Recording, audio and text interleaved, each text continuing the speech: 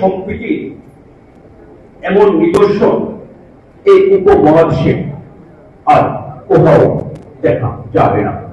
আমার মনে হয় সাম্প্রতিক এই সম্প্রীতির নিদর্শন থেকে আমাদের জাতীয় কবি কাজী নজরুল ইসলাম লিখেছিলেন কাহি সাম্যের গান, যেখানে আসিয়া এক হয়ে গেছে সব বাধা ব্যবধান, যেখানে মিশেছে হিন্দু পুত্র মুসলিম খ্রিস্টান। নজরুল যথার্থই বলেছেন, আমরা মুসলমান হিন্দু বুদ্ধ খ্রিস্টান মিলে একাত্তরে যুদ্ধ করে এই দেশটা স্বাধীন করেছি। একাত্তরে মুসলমানরা যেমন জীবনে দিয়েছে, হিন্দুরা দিয়েছে, বৌদ্ধরা দিয়েছে, খ্রিস্টানরাও দিয়েছে। 69 বলুন, এর সাথে সকল সম্পদের লোকরা কিন্তু লড়াই করে আমাদের অধিকার আমরা আদায় করেছি। 90-এর কোন অভ্যুত্থানের কথা যদি বলেন, বাবলু চোদ্দ মাইনর যেমন জীবনে দিয়েছে, দীপালি সাহাবিদ জীবনে দিয়েছে।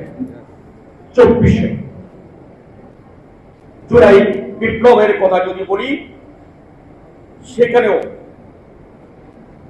ওয়াসিমরা যেমন জীবনে দিয়েছে, আবু সাইদ জীবনে দিয়েছে, মীর মাহফুজুর রহমান মুক্ত যেমন জীবনে দিয়েছে, হাসান মেহদি যেমন জীবন দিয়েছে, খালেদ সাইফুল্লাহ যেমন জীবন দিয়েছে, তেমনি জীবনে দিয়েছে দীপ্তদেব, রুদ্র সেন, হৃদয় চন্দ্র, তিনি যখন রাষ্ট্রীয় ক্ষমতায় থাকে হিন্দু সম্প্রদায়ের লোকরা নিরাপদে থাকে, তার জলজন্ত প্রমাণ আমি। আমার বাড়ি মুন্সিগঞ্জের শ্রীনগরে ওই রানীখাল ইউনিয়ন, ওইখানে জগদীশ চন্দ্র বসু বাড়ি, বিশাল বাড়ি। সেই বাড়ি দখল করে নিয়েছিল কে জানেন? ওই যে আওয়ামী লীগের রেলিং আছে না, স্থায়ী পরিষদ, সে এখন পর্যন্ত ওই বাড়ি দখল করে সেই বাড়ির ঘর সে বিল্ডিং করে দিয়েছে। এবং এটা নিয়ে অনেক পত্র পত্রিকা উঠেছে। তৎকালীন একজন অফিসার ছিলেন নির্বাহী কর্মকর্তা, তাকে লিস্ট দেওয়ার জন্য বলেছে, সে বলল যে স্যার আমি এটা লিখে দিতে পারবো না, তাকে তাৎক্ষণিক ওই ক্ষেত্রে লিস্টে রিলিজ করেছে। আজকে এই কথাগুলো করার উদ্দেশ্য, ওবায়দুল কাদের সাহেবরা বলেছিল যে আওয়ামী লীগ যদি ক্ষমতা থেকে কিছু 5 লাখ লোক মারা যাবে এবং হিন্দু সম্প্রদায়ের বাইরে কেউ থাকতে পারবে না। আমি সেটা জনজন্ত প্রমাণ। 5ই আগস্টের পরে আমার মুন্সিগঞ্জে আমরা ভ্যান গাড়ির মধ্যে আমাদের হিন্দু সম্প্রদায়ের অনেকে দাদা জানি না, দাদাবি এলাকায় অনেক সবাইকে চিনি, আমরা ভ্যান গাড়ির মধ্যে পাহারা দিয়েছি। একটি বাড়িও দখল হয়নি, একটি লোক বরং হিন্দু সম্প্রদায়ের প্রতি হয়নি। এবং সবচেয়ে বড় কথা কি, সেখানে হিন্দু সম্প্রদায়ের সবচেয়ে বড় উৎসব হলো দুর্গা পূজা। সেই দুর্গা পূজা আমরা কঠিন চ্যালেঞ্জ দিয়ে করে দিয়েছি। সেখানে আমাদের বিএনপি সিনিয়র যুগ্ম মহাসচিব ভাই গিয়েছিল, কি সুন্দর ভাবে হয়েছে। এবং আমরা যেটুকু জানি, মুন্সিগঞ্জের জেলা প্রশাসন তারা আমাদের ধন্যবাদ দিয়েছে যে ভাই আওয়ামী লীগ সরকার ক্ষমতা থাকতে পারে আমাদের জানা মতে এত সুন্দর ভাবে পৃথিবীর মতো হয়নি। এই কথাগুলো বলার উদ্দেশ্য, আমরা যারা বিএনপি করি এবং আমাদের বিএনপি নেত্রী বেগম খালেদা জিয়া, উনি সবসময় হিন্দু সম্প্রদায়ের সনাতনী ধর্মের প্রতি উনি সবসময় উদার এবং হিন্দুদের নিরাপত্তা একমাত্র বিএনপি দিতে পারে। আওয়ামী লীগ দখলবাদ ছাড়া আর কিছুই করে নাই। ফেসিবাদ বাংলাদেশ থেকে চলে গিয়েছে, ফেসিবাদের উত্থান বাংলাদেশে আর হবে না, হবে না, হবে না। কারণ পৃথিবীর কোন ইতিহাসে নাই পলাতক আসামি আর ফিরে আসে। ওই হাসিনা ওইখান থেকে হুঙ্কার দেয় যে কি জানি আমি আসতেছি, আমি এটা করবো সেটা করবো, ওইটা করে লাভ হবে না। কারণ এই দেশের মানুষ ফেসিবাদের বিরুদ্ধে সবাই ঐক্যবদ্ধ থাকবে। সবাই ধন্যবাদ।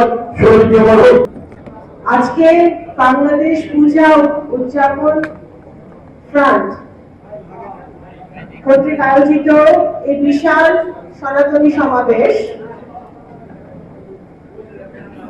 প্রধান অতিথি বাংলাদেশের একজন বরেণ্য রাজনীতিবিদ,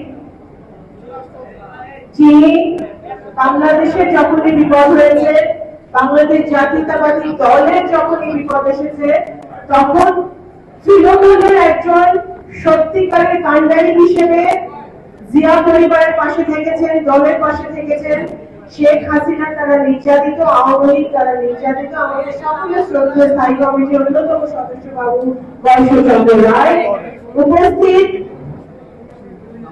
আজকে যে সমাবেশটি সভাপতিত্ব করছে আমার বোন অপর্ণা রায় দাস। সে রাজনৈতিক পরিবারের একজন কন্যা হলেও নিজের যোগ্যতায় তৃণমূল থেকে রাজনীতি করে উঠে এসেছে এবং এই সংগঠনকে সারা বাংলাদেশে জাগ্রত করার জন্য একটি শক্তিশালী ভূমিকা রাখছে। আমি তাকে বিশেষভাবে ও বোন হিসেবে আমি তাকে ধন্যবাদ জানাই। আজকে উপস্থিত এই সমাবেশের প্রধান বক্তা বাংলাদেশ জাতীয়তাবাদী দলের সিনিয়র যুগ্ম মহাসচিব, বারবার কারা নির্যাতিত নেতা, আমাদের সকলের দুঃসময় কান্ডারি, বিএনপির কান্ডারি জনাব রুহুল কবির রিজভী উপস্থিত,